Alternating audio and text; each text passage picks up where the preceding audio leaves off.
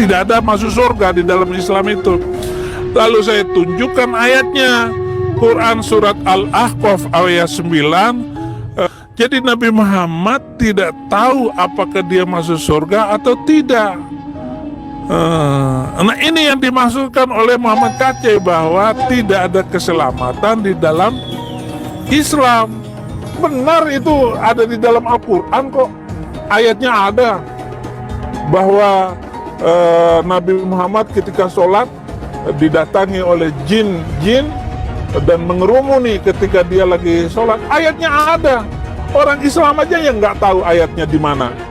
Terus ada lagi pertanyaan, apa maksudnya bahwa Muhammad masuk neraka? Jadi Muhammad itu masuk neraka. Jelas saja karena Al-Quran juga bilang begitu. Quran surat ke-19 ayat 71 dan 72 dan 300 ayat di dalam kitab itu boleh menyelesaikan nyawa orang. Surat ke Al-Baqarah ayat 191. Yuk sekarang kita berpikir, jangan takut murtad dong. Daripada kamu mempercayai sesuatu yang tidak benar. Betul nggak? Ya iya, berpikir kritis. Di dalam sebagian hadis Nabi menyebutkan ada di antara penduduk syurga Allah berikan 70 bidadari yang apabila betis mereka saking putihnya, apabila ditampakkan ke dunia bisa menerangkan seluruh dunia yang gelap. Ya. Ini 70 bidadari selain istrinya yang ada di dunia, andai kata istrinya juga penduduk syurga. Dari sini ada hiburan buat bapak-bapak yang ngebet poligami tapi belum bisa poligami. Dari ibu-ibu yang tidak mau menerima poligami. Andai kata ibu di dunia nggak dipoligami, di surga ibu pasti dipoligami oleh suami ibu sendiri. Ibu terima ataukah tidak? Di antara penduduk surga 70 istrinya jemaah. Bidadarinya 70 diberikan oleh Allah. Ada yang memiliki 4 bidadari. Dan Nabi sebutkan di dalam hadis qudsi di dalam surga, inna fil jannah suqan ya'tunaha yaumal jum'ah. Ada sebuah pasar yang didatangi oleh penduduk surga di setiap hari Jumat. Setiap mereka pulang dari pasar, pulang ke rumah mereka menemui istri mereka, maka istrinya mereka menyatakan, kepadamu aku melihat wajahmu semakin tampan. Si suami juga berkata kepada istrinya, aku juga melihat dirimu semakin cantik semenjak setelah aku tinggalkan pergi ke pasar. Beda dengan pasar yang ada di dunia ini. Salah satu nikmat yang ada dalam surga adalah pesta seks. Minta maaf, karena inilah yang kita tahan-tahan di dunia. Inilah yang kita tahan-tahan di dunia. Dan kenikmatan terbesar yang diberikan Allah Subhanahu wa ta'ala di surga adalah pesta seks. Adalah pesta seks. Adalah pesta seks. Adalah pesta seks. Kenapa? Karena ini yang disuruh tahan di dunia oleh laki-laki. Laki-laki disuruh menahannya, lagi musim panas gitu ya. Gitu kan, perempuan ini kuat sebenarnya. Saya tidak setuju kalau dibilang perempuan lemah. Laki-laki kalau naik pesawat itu pakai jaket. Perempuan kalau naik pesawat itu pakai tank top. Masya Allah kuatnya. Masya Allah kuatnya. Kalau lagi dingin mereka pakai pakaian seksi. Masya Allah, kita ini pakai jaket, pakai apa segala macam, mereka ini kuat. Nah ini yang kita disuruh sama Rasulullah, disuruh sama agama untuk menundukkan pandangan di dunia. Kenapa disuruh menundukkan pandangan di dunia? Kenapa Allah siapkan seks di surga? Karena inilah yang selama di dunia kita tahan. Nggak masuk akal. Jadi hadis itu dipertanyakan,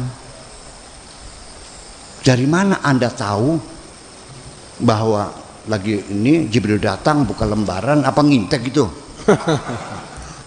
Atau Nabi yang bercerita? Saya kira akan lebih ideal lagi kalau riwayatnya hadisnya itu Nabi yang ngomong. Bainama kuntu fil ghari idz ja'ani Jibrilu, kan begitu. Ini kan cerita. Itu persoalannya. Jadi untung saja ada Imam Bukhari katanya kan gitu. Hadis. Imam Bukhari itu pernah mengecek, meneliti, mengurai, menganalisa, ya, mengklarifikasi dari teksnya, dari rawinya, sanadnya. Ini kata Anfulan, dicek orangnya, coba jujur nggak orangnya? Ya ternyata bohong, coret, kan gitu. Semua kan gitu. Itu sampai akhirnya setelah diseleksi yang lolos hanya 14.000 Sahih Bukhari itu. 600.000 hadis diseleksi secara cermat, kejujuran perawinya dan semuanya itu dalam 16 tahun. Yuk kita ngitung, 16 tahun, hadisnya 600.000. Sob, mana kalkulatornya? 600.000 dibagi 16 tahun, berapa setahunnya? Sok hitung-hitungan dulu. Berpaham.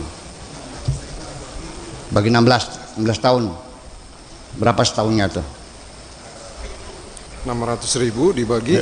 Wes gampang, masih kenceng gak kita? 37.500. Nggak sapal kita, Bapak. Iya boleh? Iya. Nah, dibagi 12 bulan. Jadi sebulan berapa? Dibagi 12. 3.120. Nah, 3.000 sehari.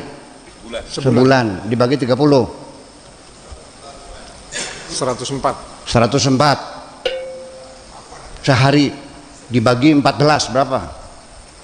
24 jam dibagi 24. 4,3 sekian. 4,3. Udah 4 saja dah, 4 hadis 1 jam tuh. Berarti dia bisa menyelesaikan tugas 1 hadis dalam 15 menit selama 16 tahun aja ngakal boleh. Kapan naik ontanya, kapan ketemunya, kapan segala macam. Itu kan pertanyaan besar. Ya, so.